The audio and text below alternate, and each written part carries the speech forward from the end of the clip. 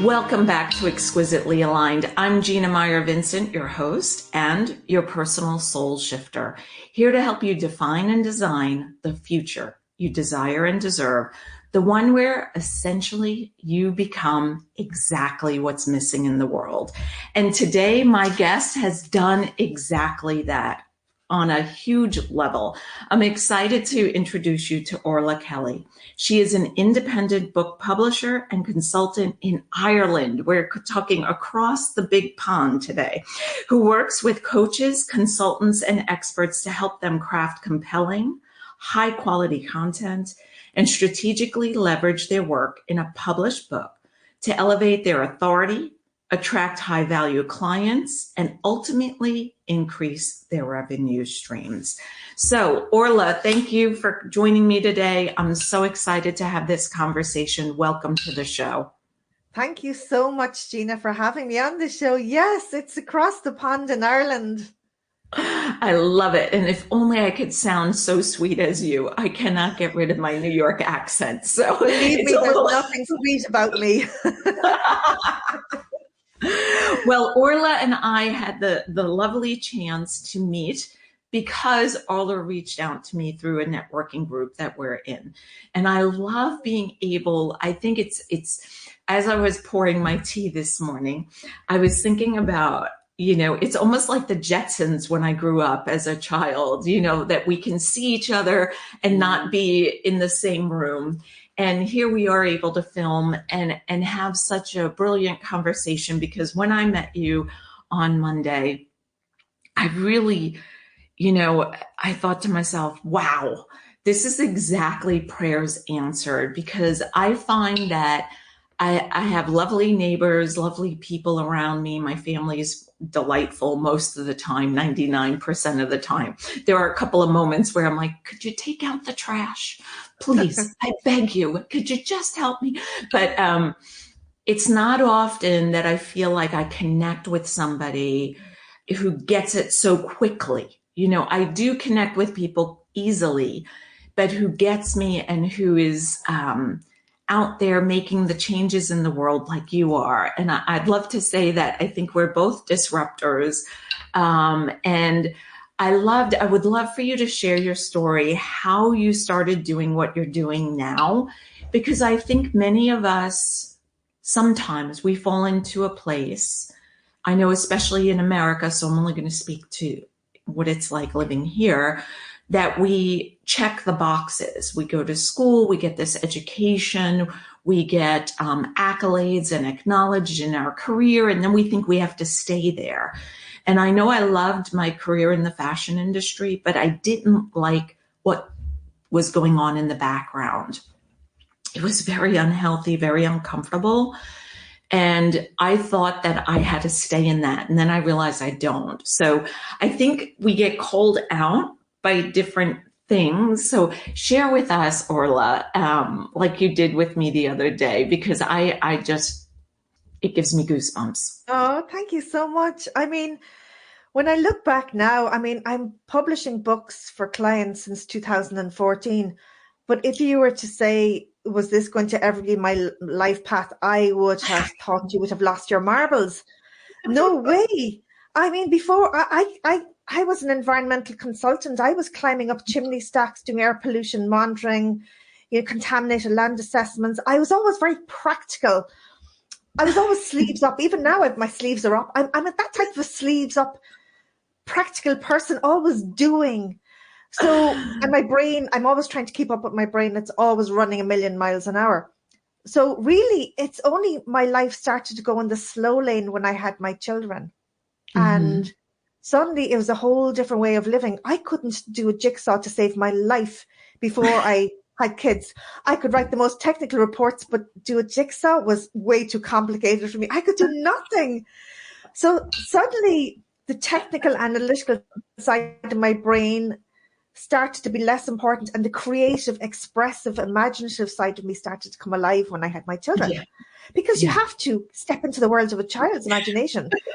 They want a mum who's going to tell them stories, play with them. They're not interested in what happens at work, And so suddenly this part of me came alive.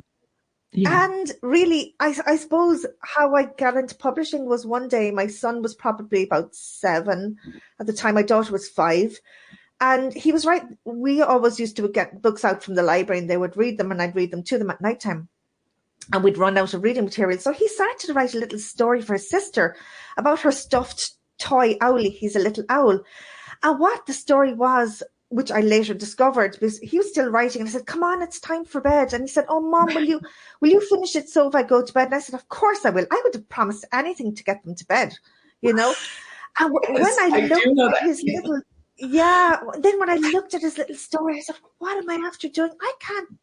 I promised him I was going to continue the story. It was the most beautiful little story about a little butterfly who wasn't happy with the color of its wings and wanted to fly to the Mm. rainbow, to be bathed in the Mm. rainbow's colors, to change its color. And it meets a little owl perched on a branch when it was crying. And that's how the whole story started. And so I just said, okay, well, I want to do this beautiful story justice, but I also, as a mother, obviously I could see something in a story about self-esteem, self-worth, wanting to change how you look and how you feel and how you appear. And I said, okay, how can I, with somebody with lots of wisdom and experience, add to this but not take from the story? Present. So Right. I had stepped into the whole world of imagination, creativity, and childlike. What if? Where does this story take me? So I started to write a little bit every night and read it to them. And one day, then my daughter, when lying in bed, said, "Mom, can you print it out for us?" And I said, "I'll do one better. I'm going to teach myself how to publish it." Look at me now. And I mean, so I have goosebumps the whole time you're speaking. I mean, I wrote myself notes. I mean, the butterfly that wanted to fly to the rainbow to change its colors. I mean, that's so deep, right? And I think you said 7 years old. I do believe personally, I'm a mother of two. Our son is biologically ours, our daughter is adopted. And so I have a son, a daughter, biological, adopted. It's fun. And they're almost 4 years apart. And you're right. I think children can, even if they're not our own, right? Even if they're the neighbor's child or our niece, nephew, our godchild, or maybe we're a teacher and they are our students, they really can teach us, and we can, like, I love the fact that you said you became creative, imaginative, right? From technical, analytical, practical. I mean, we need to be technical, right? If we're measuring out stuff, making a recipe for something edible for them to eat for dinner, right? But also being imaginative. And I'll never forget this story, and not this story, but I'll share this story. I'll never forget my son. I realized very quickly when he was young, he wanted something for each hand. And so I was giving him like a pretzel stick, a pretzel rod, they crunch. I don't know if you have them there, but they're just like a snack. They're really not nutritious. So I really didn't want to give him two. And the first thing I thought was you had to give him two, one for each hand. And then I was like, no, you're the parent. I snapped it in half. And I thought, okay, is he going to scream? And I handed it to him with a smile, and he was happy. He had two, so when I gave him a cookie, I broke it in half. Okay, he has one for each hand, And it took me to be imaginative, to think, oh, he's going to scream if I break it in half. He wants two whole ones. No, he just wanted one for each hand, And it took me to teach myself how to be a parent of a child who wanted two of everything. You know what I mean? So it was funny. I mean, but I think this story and the fact that he could, like you said, self-worth, Yes. self-esteem, those are huge topics that I love to speak about, write about. I think that we get pulled away maybe from our self-worth and our and self-esteem by oh, you should work harder at this. And well, no, that's not your gift. Do what comes naturally to you, like play with it. My daughter is a great artist. She has been from a young age. And we were like, do more, instead of, yeah, no, don't do that. And, so tell us a little bit more because I mean, there's so much we can talk about, but the Yeah, self-esteem, self-worth, if you want to add to that and look, feel, appear, yeah. any of that. And do you know, it really, I suppose, opened my eyes to a different world and a different way of being. Because I would have been very career driven before that. And Mm, it's so funny. You think your job is so important. And you really, I think life is a great leveler. And Michael, my son, was sick when he was young. So I gave up work to take care of him. And suddenly all of the things you thought were important get stripped away really fast. yes. And you really reevaluate what is important. And now I have a home office. I love working from home. I love the silence, the tranquility it brings me, the clarity of thought, the peace of mind. Um, Yeah. I get to control my environment, but not in a controlling way, in a holistic way. And that only Yeah. has a ripple effect benefiting everybody around me. And really, at the time, I was a stay-at-home mother, and I just happened to I go to one networking event and almost apologizing for not having a proper job.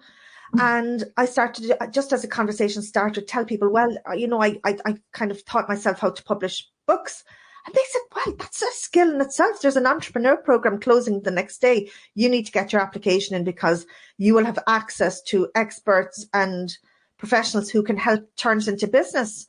So as soon as Yeah. I ran home, I got working an application, got my application in, and went through all these. We have Dragon's Den style panels over here. It's like an interview, Mm, intensive interview series and presentations. But I got awarded a 6 month place, which turned it into a viable business. And now it's really grown. And I suppose I've probably published over 200 books in 30 different book categories since then. And but I'm now find, because I work for myself, I'm very almost exclusively with coaches and experts and leaders who have a powerful message to share and to be seen as an expert in their field, and who wants to actually grow their business using the power of a book. I work with them on strategy, and I actually yeah. published their book as well. I love that. I mean, it's so, what's the right word? I think I wrote a note the other day. You said you bring the words come alive one book at a time. And I thought that was so powerful because we're in a time of change, transition, right? The age of Aquarius. And it is important for people to get their word, their message out there, just like your son and you combined telling the story. And it's a beautiful thing and viable business. It's now an international business, right? So it's I'm so glad you listened to their advice. I'm so glad you went to the networking meeting that day because I think sometimes it's easier to do what we know and to stay and play the same game Yeah. over and over and over again. And when that happens, Yeah. for some people, it's thrilling, it's exciting, they have a great career and they stay in it for the long run. But for others, they find themselves, I like to say the uns, unhappy, unsatisfied, unfulfilled. And I think those three things are signs, even if it's one, that, and if it's lasts for longer than a day and it's repetitive, I think it's a sign that something needs to change or something needs to give. And we have that choice, like you did. And one of the other things you had said about being so career driven and then being able to reevaluate what's really important for you and your family and you know Absolutely. And, I built this life on my terms. And And also that's why I'm very respectful when I'm working internationally with people. I work across all different time zones.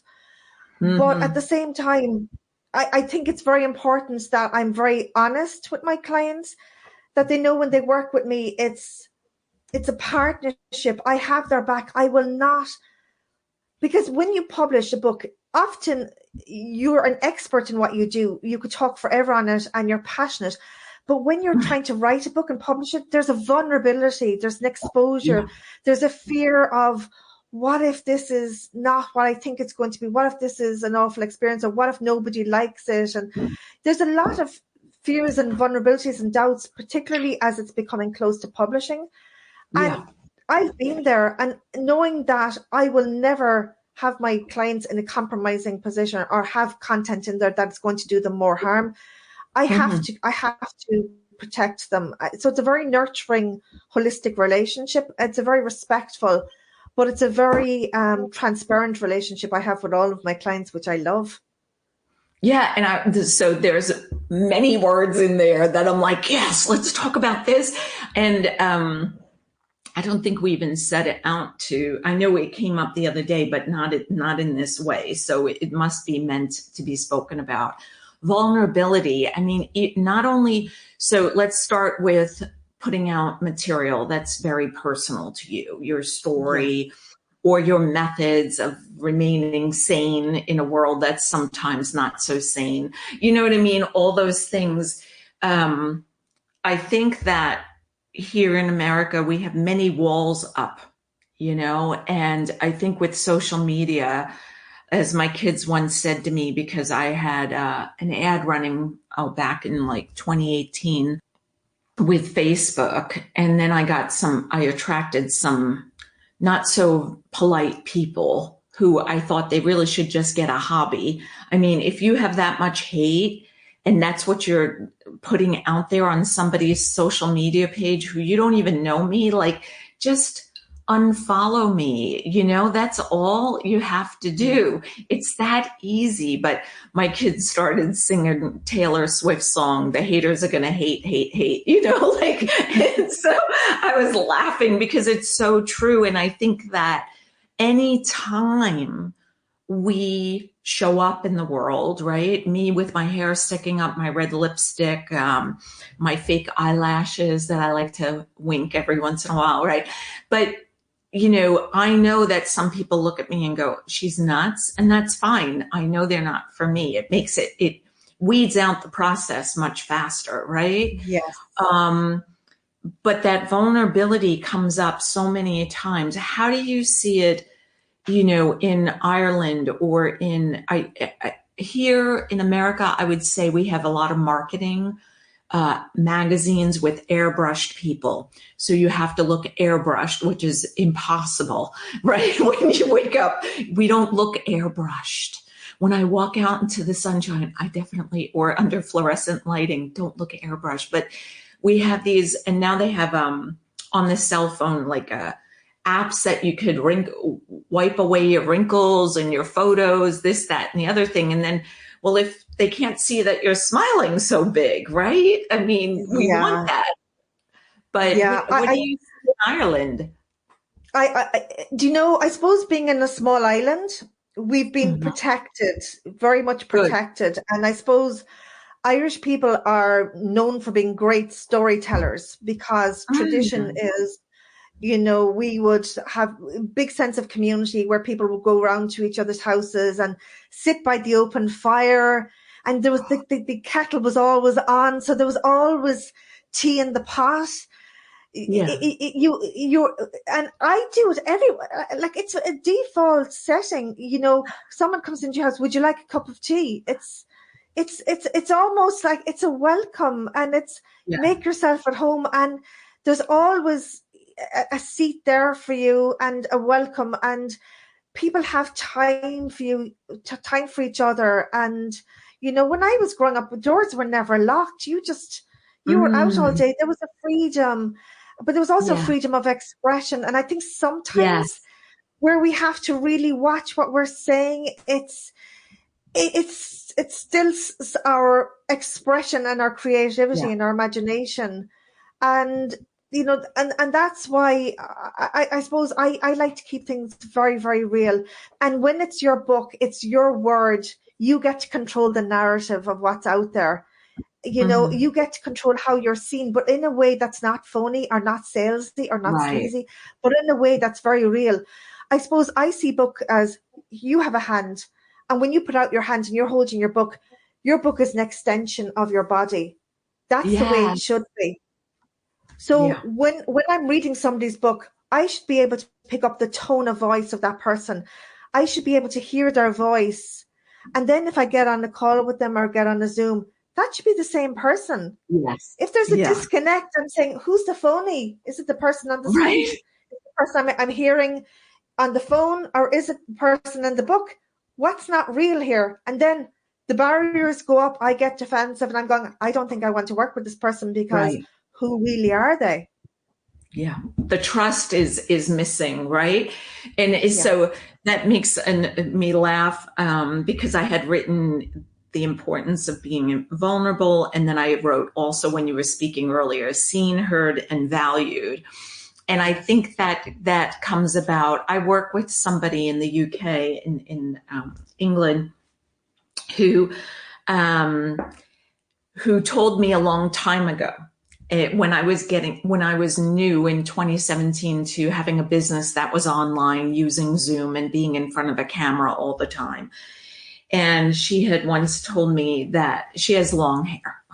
Most people's hair you can do things with. I can't do much, right? It's either up or down. And when it's down, it's not right because it's not cut for that. But she said to me, I once or twice showed up with her hair pulled back. And the people who got on the call were like, oh, you don't look like your pictures on your website. Like you were saying, the tone of voice, and so she said, now I never come on camera with my hair pulled back because they expect my hair down. And I thought, oh, that's funny because I just think of it as another way to wear your hair, right? But I've gotten on Yes. calls where I was introduced to somebody over their website, a third person. And hey, this is so and so. I went on their website, read about them, liked what I said. Yes, please continue to introduce me now.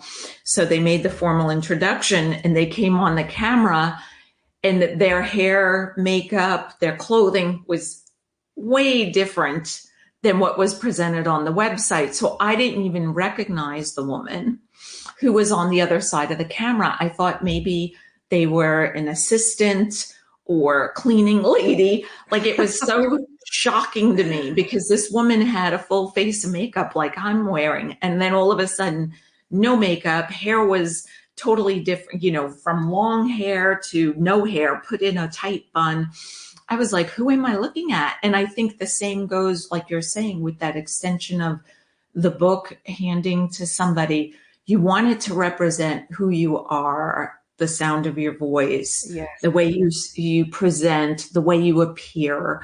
I went I went away on a retreat with somebody, and it was the same thing. I had watched their videos and then I met them in person, and there was a disconnect, in my opinion, for me personally. And it was shocking. I was like, oh, I pictured them to Yes. be like this. And then it became very, very methodical, almost rigid. And I was like, oh, that's not what I Yes. thought I signed up for. Like an hour video and then 3 days with somebody. And there was a disconnect and it was in the wrong direction. I was like, whew. So that was interesting. And I think what I find, me included, right, hence a show, but I think most everybody wants to be seen, heard, and valued. And I know we touched on this the other day when Yes. we met, how sometimes we go out in the world and we're not, time, money, and energy are huge things for me. It's going to be in my book, and it might end up being the entire book because it just keeps happening to me. And I value my Yes. time, my money, and my energy so much that I make choices throughout my day, throughout my week, when I make my schedule in my calendar. But I also value other people. And I know you had a story to tell. I have like 20. I won't use all of them, but do share what we started talking about the other day. Yeah, I found it. it's funny because um, you're right. We all have to be respectful of our time and our energy and our value, and the other person's as well. It has to be an equal exchange. Yes, Otherwise, it's not a fair relationship. And correct. I'm very, you know yourself, sometimes you may leave somebody's company and you're fired up, you're energized, Yeah, maybe anything negative that may happen before, it's all gone. And you just feel alive and you feel, yeah, I feel so validated in what I'm right. doing. And I am good enough just being myself. Yeah, And but then sometimes there's also contrast where there's something happens and you kind of go, whoa. Like for example, somebody, just like as I say, I reached out to you through a networking organization, and it was so fantastic to meet with you with such a connection. But somebody else had replied when I had connected with them. It was a gentleman in the States, and I just thought the reply he sent me back was really not appropriate. He wrote back with just, "Hi Orla, just to let you know, my time is very valuable and I'm really focused on my work right now. Feel free to reach out to me again if you want, September, October." And that was it. And I just went, oh wow. Because I was very clear that we were in the same organization, and because that's how I connected with him. It was through the and it's organization. a So it's a I wasn't a networking, ransomer. right? It was a It's a networking networking. organization. He had joined as well, and I, so it was through the networking app I had reached out to him, stating clearly who I was, and I would love to do like a one-to-one call with him just to get to know each other's businesses. And so afterwards, I was fascinated. I said, "Who is this person?" And I just Googled them, and they were down as a manifestation coach. And I went, "Wow, this is what you're manifesting." It just seemed, I just went, no, this is not my person. This person's never, they don't see value in my time. Were they devaluing my time, my yeah, energy, what I bring to the table? Was I somebody not worth getting to know? And, right. I will not be reaching out to that person again. Well, I think that when there's an imbalance, right? So I come from teaching on the yoga mat. I've had many different careers in my life, which was fun and fabulous because now I can pull from all of them. But in yoga, I was teaching balance and strength and flexibility, and being able to balance your strength and flexibility so that you can bring balance really not just into your body, but into your life, into your world, into your relationships, your career, your friendships, your health, your mindset. I mean, all the different, your spirituality. And to just hear that this is somebody who is a coach and manifesting coach, it's like, what kind of imbalance do they have in their life? I believe we get these invitations, and that there's always a reason why I am put in the same room or in the same networking group or receive an email that someone wants to connect, that there is usually a reason, and I always try to investigate what is, why is the universe connecting Orla and I? How is this happening? There must be multiple common threads. I can't wait to find out, but like, kind of like a super sleuth, right? We come together, and then I want to ask you a million questions because I'm sure we have multiple connections. You have a son, then a daughter. I have a son and a daughter. We're both women. We both like to change the world. We both disruptors. We both belong to this networking group. We both love travel. We both love international businesses. Like, there was like so many things. And I know the list, we both drink tea. The list keeps going. And I think that if more people could see what you see, Orla, in the sense of like, hey, So in this networking group, for those listening, we are encouraged to do one-to-ones where you get on a Zoom call, get tea in person, coffee, eat lunch together, whatever, go for a walk. It doesn't have to be a fancy meeting, but to get to connect with each other, to hear about, like you said, each other's businesses, each other's likes.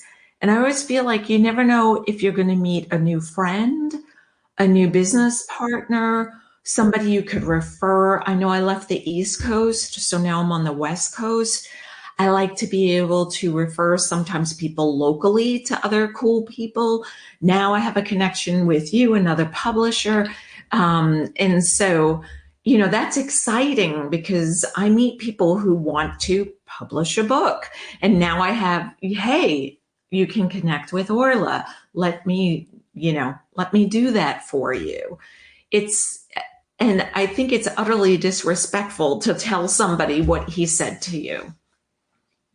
It just I think it was a little bit uncalled for, and I just didn't reply because we had the most gorgeous conversation. Like sometimes there is no reply really, so I just let it go.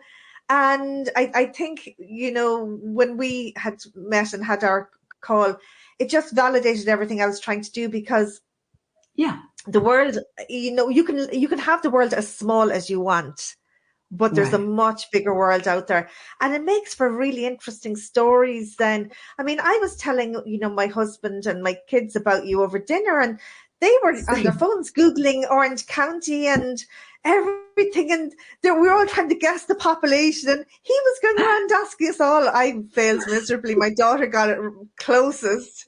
But it was a topic of conversation where it was exactly. And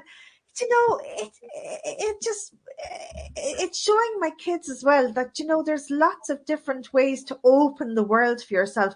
And also for me, recreating my life. So even them, 16 and 19, they don't ever feel that they have to be stuck in a particular job. Us humans reinvent ourselves all the time. Oh, yeah. And I think, I have goosebumps. So I'm hoping that now that you saw Orange County on the map, you're going to come visit us, because we'd love to have you. So, I would love that. I think, yes, put it on your calendar. Let me know when. That is a huge topic for me. When I say at the beginning of the show, the one where you become essentially exactly what the world is missing, I think the world is missing people who sit at the dinner table, one, as a family, and converse without the cell phone, right? Number two, and bring something interesting instead of, hey, we have to pay the gas bill, or it's time for so-and-so to go to the dentist. I mean, we do have those discussions at the dinner table too, but I like to bring in something new. What is something new and exciting? Who did you meet? Who did you connect with? What did you learn? And it's so, you hit the nail on the head with being able to be the example for your children. I mean, we had Mother's Day here on Sunday, and my daughter got me the greatest card. It said, "Happy Mother's Day to my first influencer." Ooh, social media. I love that. That is so cool. And I was like, that how funny, so cool. Right? When I was a child, I couldn't give that to my mom because we didn't know what an influencer was. But I was like, we are our children's influencer. We are our spouse's influencer. We are our friend's influencer. And how are we playing a smaller game than what we want or what we desire? Or are we playing a big game? I mean, like you were saying, you live on I think you used the word a tiny island. I mean, I wouldn't say tiny, but an island, right? And I've lived in 3 different states. Sometimes I have to stop for a minute and think, where was I living when that happened? Or how do I know this person? Was it from New York, North Carolina, or here in California? Because sometimes people pass me here in California and I think, oh, that's And then I'm like, yeah, no, you're in the wrong state. That can't be. Yeah. Oh, if it is, she should have told me she came to California. What's Yes. going on? Right. But yeah, I think that you really hit the nail on the head there. And I love that you are not shy and that you reached out to me. I hope more of your connections come the way it came so easily for the two of us and not somebody rude. I had recently several people cancel on me. I don't know if it's people are lax after COVID. I don't know if it's because I live in California and we're a little more, chill. I would use the word, like a surfer dude, chill, um, or if it's just something that's happening rampantly around the world. But when somebody cancels at the last minute, not a client, these were, like you said, one-on-one meetings. Somebody reached out to me via Instagram. She told me she had one intention. When it came down to it, she had a totally different intention. It was, she wanted me to buy from her, but she said she was Oh, inviting me to no. speak at her networking group. And so she masked something as a speaking opportunity. And in the end, she wanted thousands of dollars from me. And unlike you, and I do teach, there are times when we speak and there are times when we don't respond like you did to that gentleman. But this one, I picked up the phone because she had texted me. I was walking out the door to meet her. And I said to her, she goes, oh, hi, I just sent you a text. I said, yes, I just read your text. And I said, I needed to speak to you so you could hear my voice. I just want you to know, I don't appreciate people treating me the way you have from woman to woman. We live in the same area. We probably know people in common. You found me on social media, on Instagram. You came to me with an ask, would you meet me for coffee? I'd love to have you speak at my chapter. And I was like, oh, I love speaking. I'd love to meet you, a new, for me, new friend. Little did I know what kind of friend this was going to be, right? And it was fascinating. And I said, I just want to tell you because I don't know how many other people you do this to, but this is like Orange County is big and small. And I think word gets around if you have this reputation of not being transparent. And it was fascinating. She apologized, and then the next second she said, I knew I should have canceled this appointment a week ago. And you were going out to meet her then? Yes, and I said to her, like, now you're really like turning the knife, right? I said, you've stabbed me more than once, and now you're twisting the knife inside. I said, I can't even believe you're telling me this. And her world was so imbalanced. She shared, and I said to her, I help people like you find balance and be able to honor who they are and then value themselves enough to make a schedule that aligns and that where they tell people the truth. And it was just a very fascinating phone call. When I hung up, I told her, I'm not mad at you. I'm here as a teacher. I'm just wanting to share how it feels to receive that text as you got your purse in your hand and your keys to go out the door. And you're like, wait, what? I could have stayed at my desk, finished what I was doing. I could have met with somebody like Orla and had a grand old time, with a cup of tea across the ocean. So it's fascinating. It's just fascinating. Yeah, and I always say then, look, that do I really want to work with somebody like that? No, I don't, because if they don't value me, they also don't value themselves, because you would not do that to somebody. Oh We yeah. all have stuff happens, and I think you just have to own it and be responsible and say, look, this is genuine after happening, and everyone understands that. I mean, Right. but at the same time, same if people are, I'm sure you have it yourself, people who are maybe haggling with your prices or almost Yeah. asking you to justify your worth and value. And you're so Right. it's just you have to kind of say, okay, where is this coming from? You know, Yes. it's Yeah. yeah, it does come up from time to time, definitely. Well, it You goes know, back to what we talked about with your son being able to see self-esteem and self-worth, in others, etc. And it's rampant. I like to say wordiness is a centuries old pandemic. You can see it through generations, men and women. I've done a lot of research on this because for me it was mind-boggling.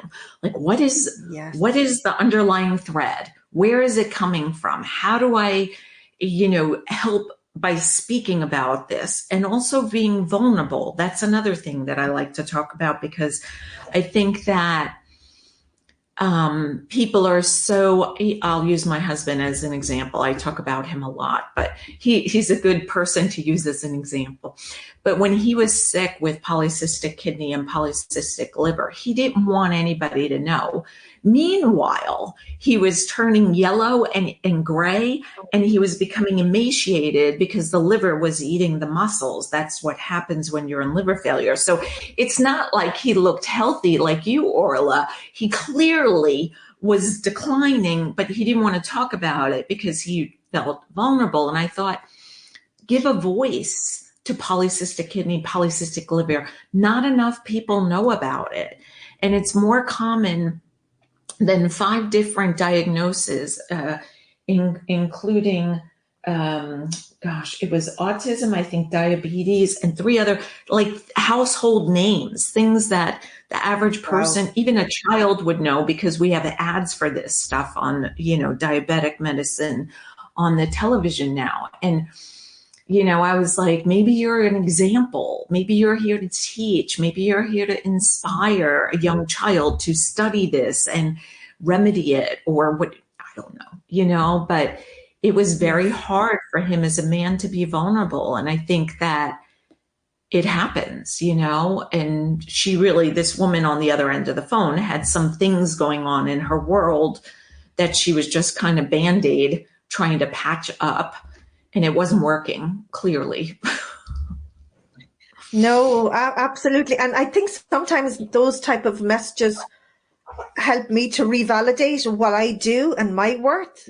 You know, Yeah. they could be trigger points to set you in Yeah. one direction, or else they could be okay, this is good for me to just do almost like a body scan, but a scan of my values, my morals, Yeah. my priorities, how I Yeah. want to show up, and also how I want to be seen. Yeah. You know, And I it's so think important. that's, yeah, keep going. Sorry. I get excited. Yeah, and so it's almost sometimes they can actually be blessings in disguise, because particularly sometimes if you're maybe getting a bit fed up or whatever, they kind of put a bit of fire back in the belly again. They go, "Oh, I Yes. would never do this," but it's not coming from the moral high ground. It's coming from just, this is my values. My values are non-negotiable. You Yeah. know, and I think once you're clear on your values and other people recognize I have the same values, then it makes for a good working relationship. Yeah. It becomes magnetic. I think that I Yeah. try to teach my clients that when you align really succinctly in that moment of your soul level truths, your heartfelt desires, and you're using your gifts and talents like you're doing, right?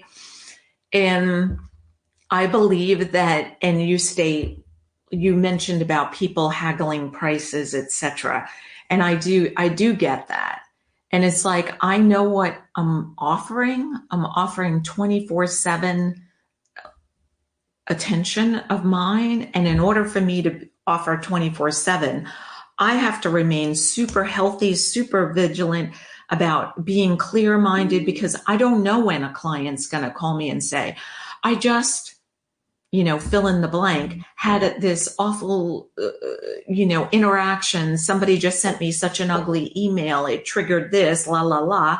And I need help, or I need to work through this conversation. I'm getting ready to tell my boss, my employees, and I love that you brought that up, because I think when we're constantly if we are not valuing what we're offering, then we end up giving into that, if we stay true, then those people walk away. And I think if we're constantly asking people for a discount, then we're probably attracting that to ourselves as well. If we go everywhere and think everybody should give me a discount, then we're probably attracting those kind of clients to ourselves as well. Yeah, and I always say to people as well is okay, so like if I'm working with, say, like say a coach, for example, and you're working with them on a book that they want to use to grow their business. So obviously it's revenue, more clients, pre-qualify and filter out tire kickers and time wasters. So they have a value on their business. Yeah. But, and I say to them, okay, well, you obviously want to, like, how much was your ideal client worth to you? And they may say or not say.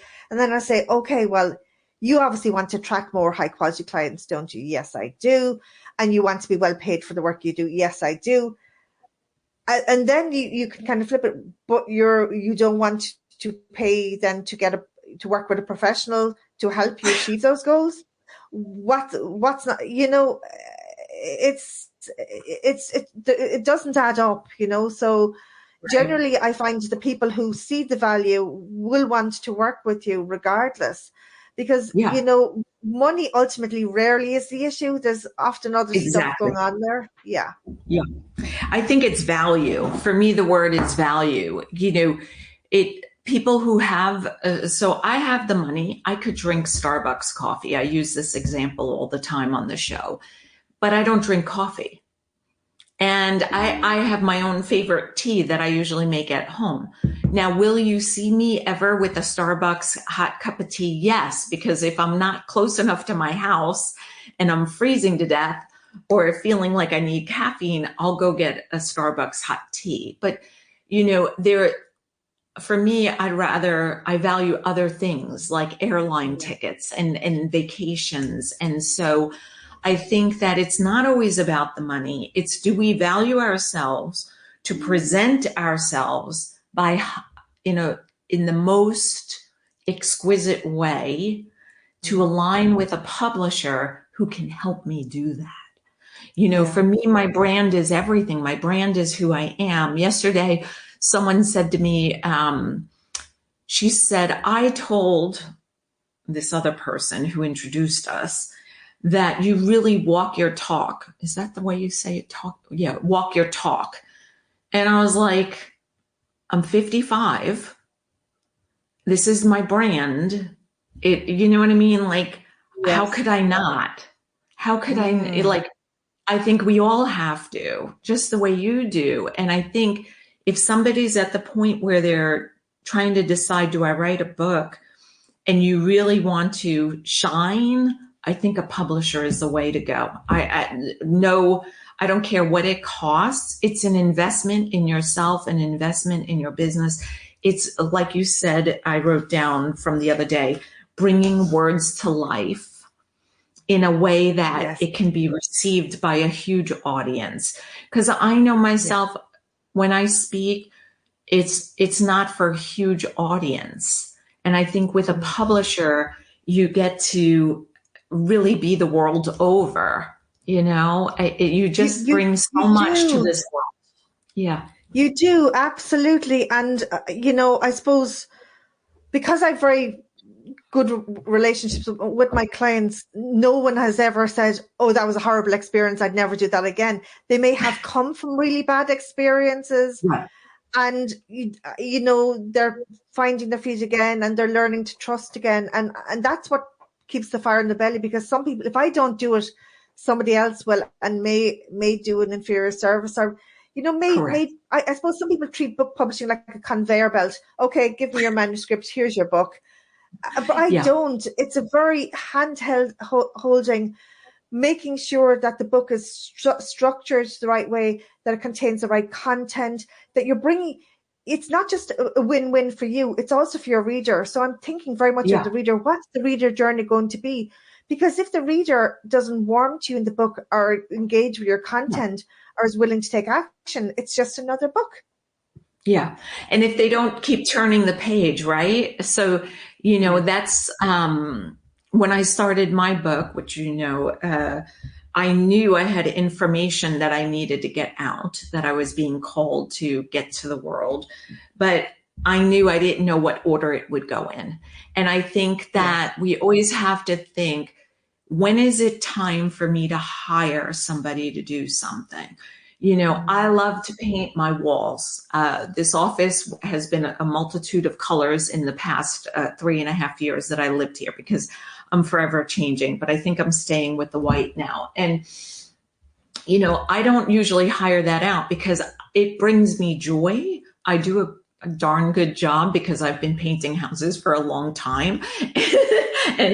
But like, knowing when I knew I couldn't publish a book on my own. And I also knew I didn't want to learn how to. I think there is sometimes, and we Yes. have to value, also, again, coming back to value, self-esteem, etc., value and know when to say, okay, this is where I give someone else opportunity. I give them in exchange of money so that I can get the value that I would like you said, handing the book out. It is my highest quality, my best effort at that time.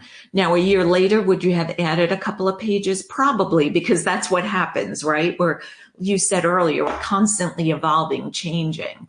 So, yeah, well, I just saw the clock, Yeah, and I know I can speak to you for days. Yeah, oh yeah, go ahead. What were you going to say? you're right. And I suppose because when I'm working with coaches and consultants, content may change, or they may have new services they want to offer.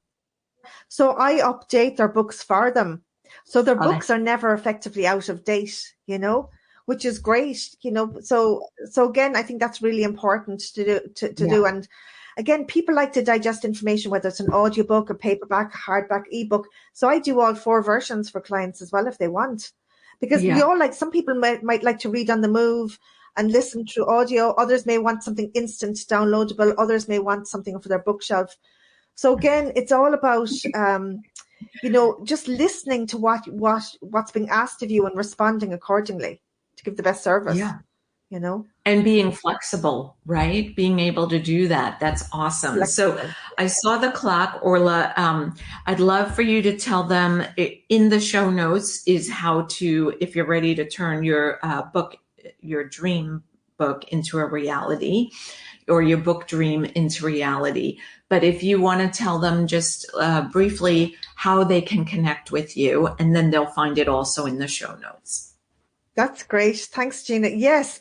So even if your book is unfinished or half finished or sitting on your computer doing nothing, do reach out to me, because I help you finish your book.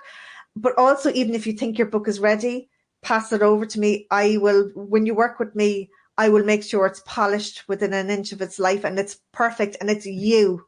It is your voice, your message out there attracting your right audience, which is so important, a strategy book.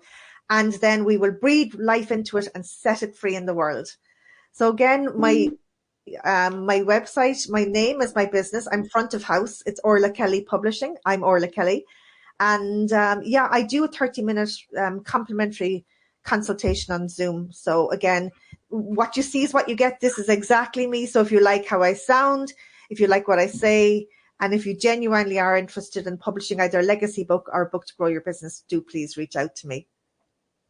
I love that. Thank you, Orla. And thank you for everything you do, for how you appear in the world, how open you are, transparent, how you went from, so, as you said, career focused or driven, to stepping into the need of a child who wasn't feeling well at the time, and then really seeing the opportunities that were there for you.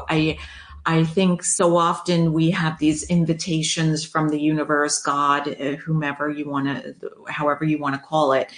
And it's like a knock on the door, and we have the ability to say yes or no, or come on in, let me hear more. And I am so grateful to you for doing that and for reaching out to me, because I feel like I have a new friend who's going to come visit me soon. So Absolutely. I'd love to pull a card from the opening to possibilities, journaling, contemplation, and conversation starters. As I go through, I'm going to thumb through. Please just tell me when to stop and then tell me which card it is because Okay. they're facing you. Okay, so I'm going to start now. Okay, stop. Okay, is it this one or this one? The one there, that's one. Yeah, that one. Okay. One is relationships, one is enlightenment. Which one is it? Enlightenment. Okay, perfect. That makes sense. Enlightenment brings you a new way of seeing and serving the world. And then there are 3 questions you can answer, 1, 2, or all 3. What does enlightenment mean to you? Do you seek enlightenment, and how do you experience it in your life? Oh, wow. I'm very mindful of my energy because I think I'm an empath. I do get very emotionally involved with people. If I go to a funeral and tears are down my face, people think I know the person and I don't, because I'm a sponge, and but then I also have to protect myself against people who will try to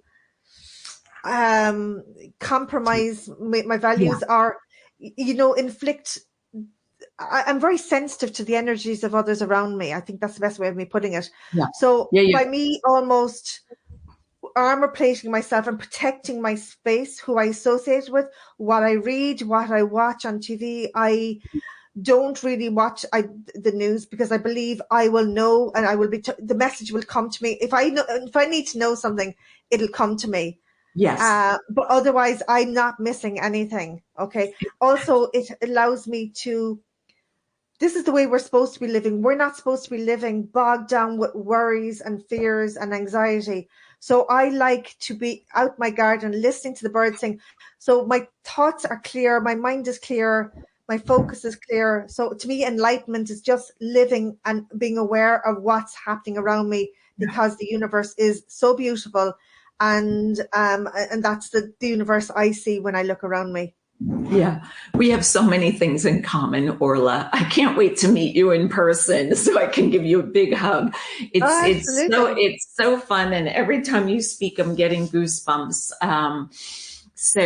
Someone told me many years ago that goosebumps are my angels telling me yes, yes, yes. So I know that this was not just a chance meeting, and I really enjoy you. I enjoy what you're bringing to the world, and how you're helping people bring their words to life, one book at a time. And kudos to everything you do as a mom, as a wife, and as a publisher, and all the other hats that you wear and enjoy in this world. And so now I want to say thank you so much. It's been wonderful. I love that we were able to give a voice to so many things like self-esteem, self-worth, vulnerability, making an impact, understanding ourselves, and being able to express ourselves and value ourselves in a way that is healthy. And I don't watch the news either. I agree with you. Yeah, absolutely. And, and a lot of people will get why you don't watch the news. Others don't. But look, we are only responsible for our own lives. And that's the way I look at it, And also it allows me to show up as my best self without having all this other baggage just hanging off of me to think about, Right. It's a distraction. And I think that goes back for me to time, money, and energy. Like you, I'm energy sensitive as well. And I think that when we feel tired, it's our body giving us a sign to reevaluate, readjust what is going on here, what is exhausting me. For me, the news exhausts me, and I just can't listen to it. Like you, my son and my husband know to let me know if there is something that I need to be privy to, and if not, I don't want to hear about it, because it takes away from who I am.